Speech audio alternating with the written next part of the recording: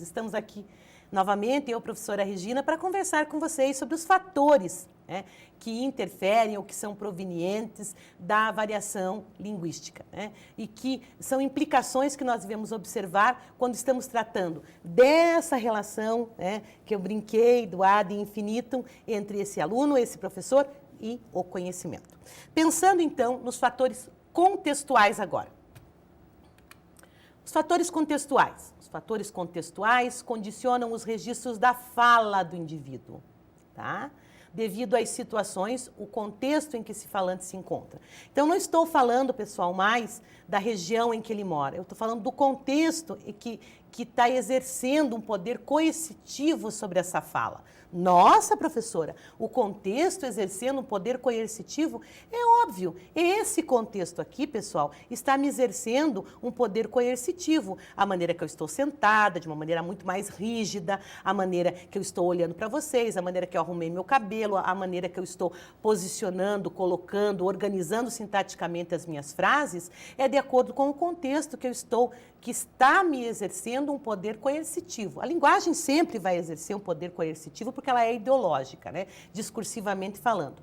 Mas a variante linguística, né? A variante de linguagem que eu me utilizo vai depender desse contexto, dessa situação em que eu estou me utilizando desta linguagem, com essa linguagem e na linguagem, se eu estou nesse ato interlocutório. Né? Então, nesse sentido, a percepção de que esse contexto vai interferir. O aluno com quem eu estou trabalhando, o aluno com quem eu estou interagindo, ele não está numa situação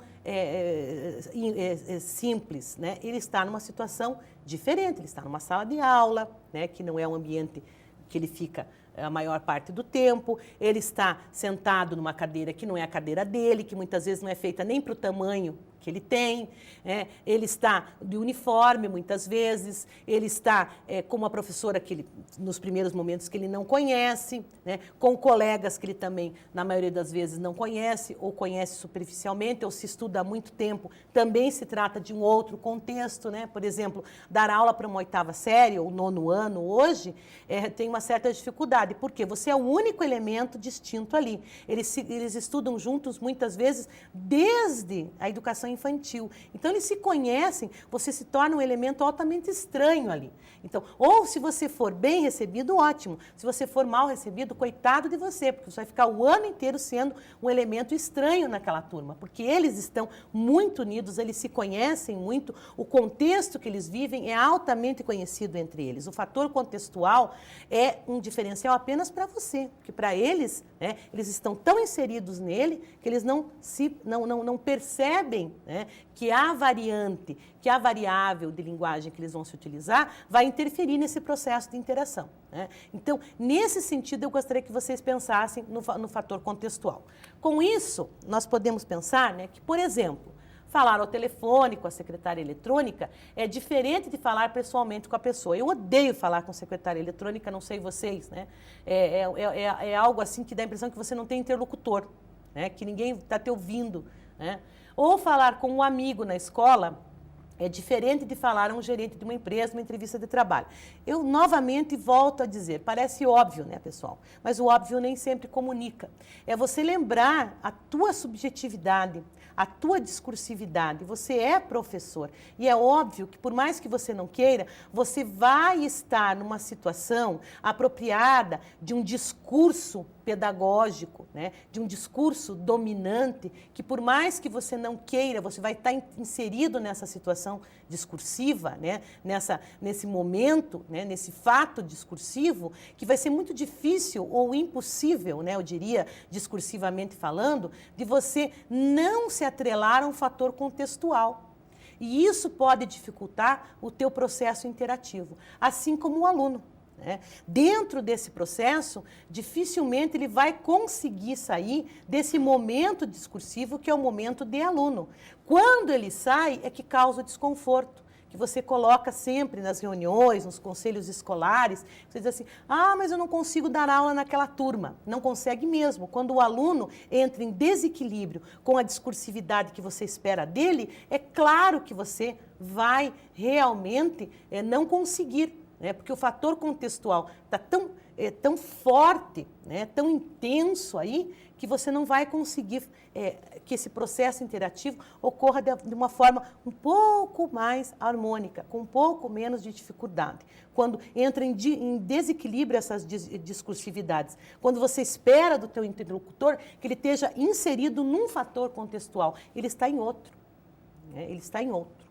Por isso, a necessidade de se harmonizar, né, esse fator contextual, de se pensar nessa questão aí dentro da linguagem como mediadora, né, com a linguagem como mediadora e da linguagem como mediadora. Né?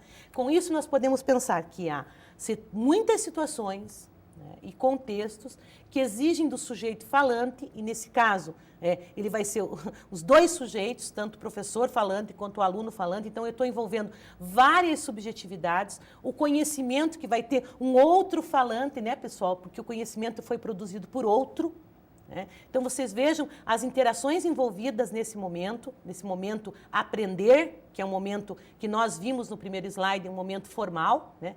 Uma certa formalidade ou informalidade no ato comunicativo. O ato comunicativo, muitas vezes, ele é formal e informal, sistemático e assistemático, volitivo ou não. Né? Mas a situação de aprendizado, como nós vimos no primeiro slide, ela é uma situação sistemática.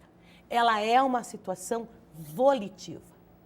Ela é uma situação formal. Por isso, o fator contextual deve ser observado muito mais do que os anteriormente falados. Tá, pessoal? Por isso, o fator contextual deve ser atentado por nós, professores, né? E deve ser deixado muito claro para esse aluno. Tá? Porque ele também vai fazer parte desse processo interativo, ele tem que fazer parte desse processo interativo, senão não é uma interação. Tá? Lembrando que eu tenho 3 subjetividades ou mais envolvidas aí, né? Muito mais, mas as 3 que vêm à tona, né? Claro que eu tenho muito mais subjetividades dentro desse mar aí, dessa interação, mas as que vêm à tona com mais facilidade é o sujeito, a subjetividade desse sujeito professor, a subjetividade desse sujeito aluno e a subjetividade dessas pessoas que produziram esse conhecimento que eu vou tentar, né, articular durante a minha disciplina. Então, com isso, né, essa mobilidade, é essa mutação que faz com que esse processo seja tão dinâmico e, ao mesmo tempo, desconfortável, ao mesmo tempo desequilibrante, ao mesmo tempo instigante. Tá? E se você lembrar disso sempre que for entrar em contato com o outro e principalmente com você mesmo, lembrar desses fatores contextuais, isso vai se tornar muito mais fácil, muito menos traumático.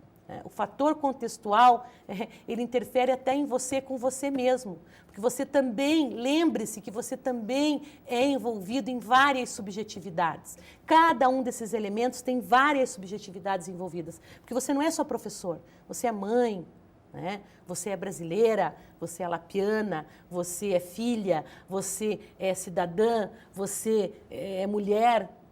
Então, todas as subjetividades que estão envolvidas nesse sujeito professor, com todas as outras subjetividades envolvidas nesse sujeito aluno, ele não é só aluno, sabe? Ele é paquera de alguém, ele está interessado em outra pessoa, ele é vindo de uma certa comunidade, ele é corintiano, ele é são paulino, enfim, ele tem outras subjetividades envolvidas e o conhecimento também.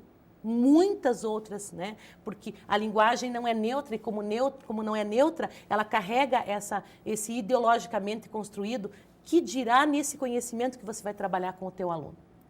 Eu sei que eu estou deixando vocês bastante instigados aí e vou deixar mais ainda nos nossos próximos encontros. Até já!